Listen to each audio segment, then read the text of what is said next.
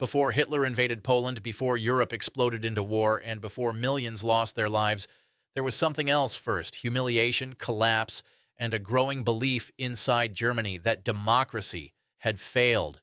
Where are you watching from? Drop your country in the comments. And while you do that, tell me this: was World War II inevitable, or could it still have been prevented? Because the truth is, World War II did not begin in 1939. In many ways, it began 20 years earlier, at the end of World War I. Seeds of revenge. When World War I ended in 1918, Germany was defeated, exhausted, and politically shaken. The old empire collapsed, and in 1919, the victorious Allied powers imposed the Treaty of Versailles. On paper, it was a peace treaty, but for millions of Germans, it felt like a national humiliation. Germany lost territory, lost colonies, faced military restrictions, and was forced to accept responsibility for the war through the infamous War Guilt Clause. The treaty also imposed reparations, deepening the sense that Germany was being punished, not simply defeated. And that matters, because wounded nations are dangerous nations. Many Germans began to associate their new democratic government, the Weimar Republic, with surrender, weakness, and shame. They did not see Versailles as peace. They saw it as revenge. The day money failed. Then came economic disaster. In 1922 and 1923, Germany was hit by one of the most infamous episodes of hyperinflation in modern history. Prices spiraled out of control. The government kept printing money, and ordinary life started to break down. By November 1923, $1 was worth 1 trillion German marks. People watched their savings disappear. Pensioners were ruined. Shopkeepers could not keep up with prices. Farmers refused to sell food for money that was becoming worthless by the hour.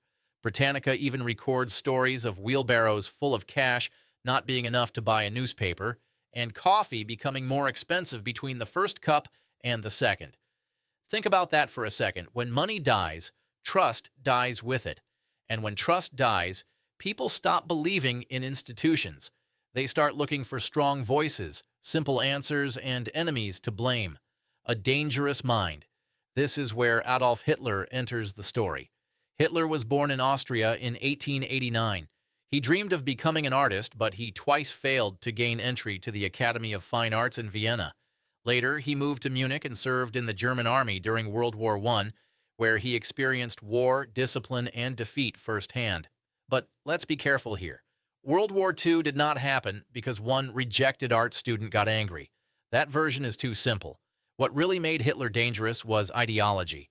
After the war, Hitler embraced an extreme worldview built on racial hatred, militant nationalism, anti-Semitism, anti-communism, and the belief that Germany needed expansion, what he later described as Lebensraum, or living space. In his mind, war was not a tragedy. It was a tool.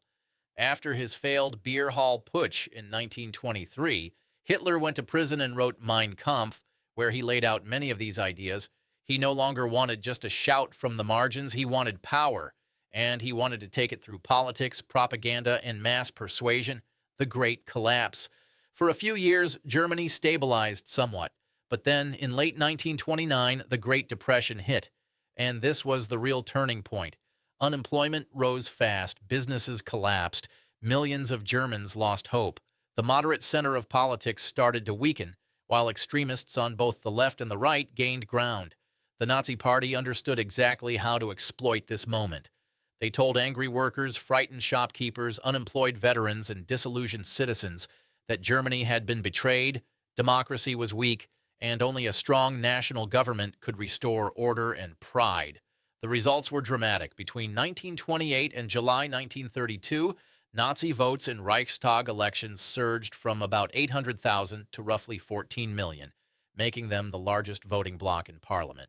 So ask yourself this: did Hitler create the crisis, or did the crisis create the opening Hitler needed, seizing power? On January 30th, 1933, Hitler was appointed Chancellor of Germany. Some conservative elites believed they could control him. They were catastrophically wrong.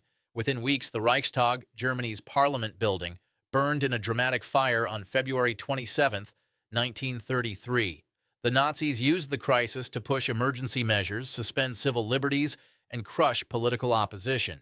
Then came the Enabling Act in March 1933, which gave Hitler the power to make laws without parliament. That was the moment Germany stopped being a democracy in any meaningful sense. This is one of the darkest lessons in modern history. Democracies do not always die in one violent moment. Sometimes they are dismantled legally, step by step, while frightened people are told it is for their own protection. So, before World War II became a global war, Germany had already gone through humiliation, economic collapse, political breakdown, and the rise of a man who turned resentment into dictatorship. And this is only part one, because in the next chapter, Hitler doesn't just take control of Germany, he starts testing the world. Rearmament, expansion, Austria, Czechoslovakia, Poland, and the most disturbing part, again and again, the world lets him keep going. If you want part two, write part two in the comments. And tell me this too. Was the Treaty of Versailles the real beginning of World War II? Or was the war only made inevitable when the world failed to stop Hitler early?